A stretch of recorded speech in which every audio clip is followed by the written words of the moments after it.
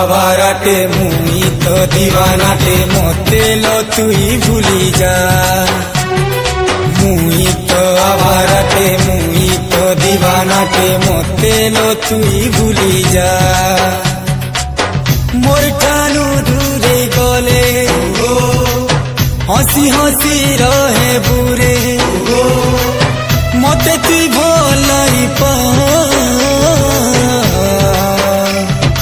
मुई तो आवाराटे मुई तो दीवानाटे मोते लो तुई भूली जा।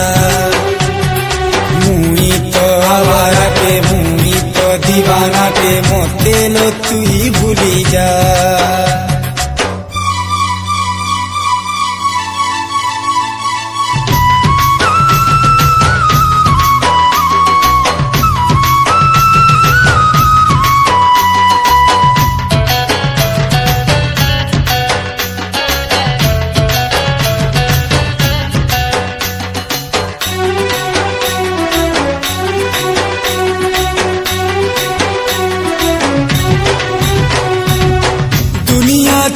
जिए जनता करी छे से भी सेंता फल पाई छे। मुई तो ते ठकी थीली बोली रे मोर निजर लोग मते ठकू छे। तोर बनाला घर के मुई उजड़े थीली जनता भावे ऊपर वाला सजा देना जे मोर संसार उजड़ी जाई छे।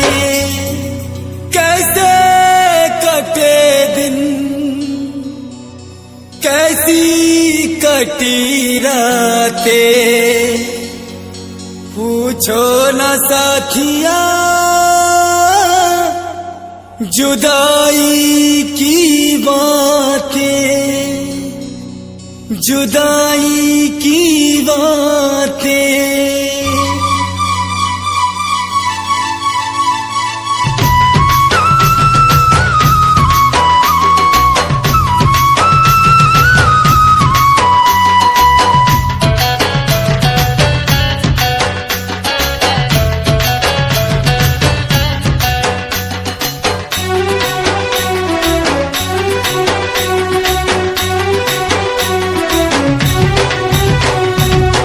जेंडा ही के धरी देला गोरी तप करी चिड़ी जाऊ छे।